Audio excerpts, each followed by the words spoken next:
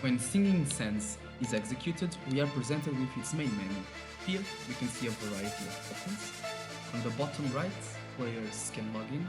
Both players can log in, so player 1 can log in with one account and player 2 can log in with another account so that they can play multiplayer, and a new player can also register.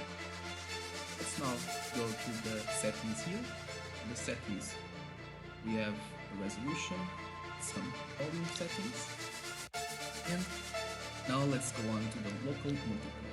Local multiplayer. Here we can also see a variety of things. We can start by explaining the UI. On the top left and the top right, we have the health of the characters and the mana bars. On the center, we have the round counters. Right now they're all white since this is the first round and there have been no winners yet. And here, below the health and mana bars, we have the current equipped rune of the player and the stats that it decreases and the stats that it increases. Each player has a normal attack, which is this one, and an heavy attack, which is this one. The damage each attack does is calculated by a base stat, multiplied by a multiplier, and also influenced by the runes. You can see, if you go here, player gets damaged. We saw a small image popping up saying cool. This is part of the combos. The players can combo its enemy, gain mana, and if the player succeeds on performing a 3-hit combo, a message displaying cool will appear, and if the player does a 12-hit combo, a 10-hit combo, a message saying perfect will appear. Now, players also have abilities. Kill, the player on the left, has an ability that allows him to become invincible for a short amount of time. Here, the ability power is 0.996, so it only stays for less than a second invincible. This changes depending on the rune.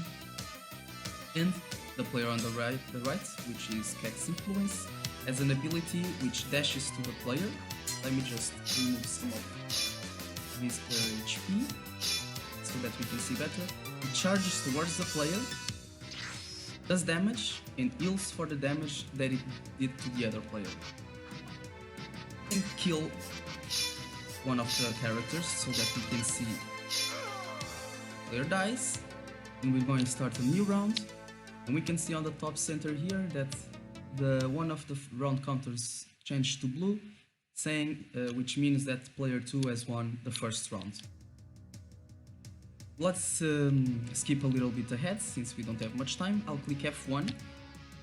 This will make so that the player 1 instantly wins. So if player 1 wins the battle, the players are presented with this screen over here, where they can click replay to start another fight, or go to the main menu and you can see, do whatever they want.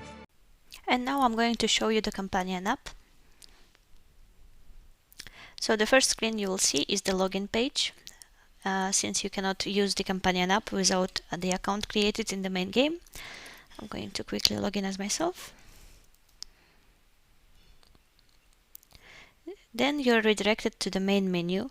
So the main menu basically consists of 3 main buttons: the battle history, my runes collection, and forge runes screen. I'm going to start with the battle history. So here we have the history of all the battles I ever had, the name of your opponent, the outcome, and the date. I'm going to speak about the runes collection screen a little bit later. First, we are going to see the forge runes feature. Here, a blank screen will open for you. It is a canvas where you can draw your custom rune. So I'm going to just draw whatever.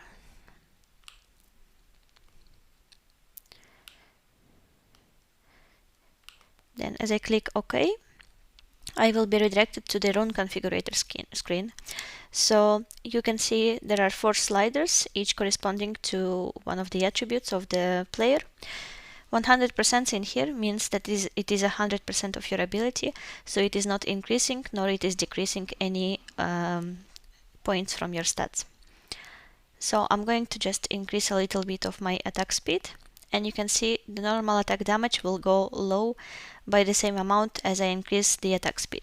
So it is the counterpart attribute of the attack speed, and in order to balance the game a little bit, we implemented this mechanic of automatically balancing the attributes by punishing some of them.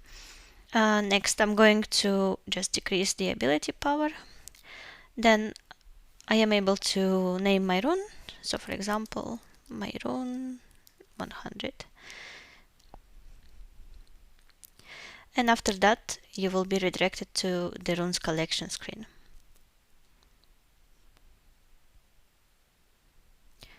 And after that, you're automatically redirected to the custom runes inventory. You will see all the runes that you have ever drawn in here. For example, the rune that I just drew is this one. By clicking at it once, I can equip it, and by clicking on it again, I can unequip. By pressing and holding on the rune, you'll be able to delete it. Then you can simply swipe left or press this button. You will be redirected to the game runes inventory. At the moment it is empty for me. The game runes are obtained from the main game for executing successful combo of 12 hits and more. So if I go to the main game right now and try to make a successful combo, there will be a 12% chance of me getting a rune.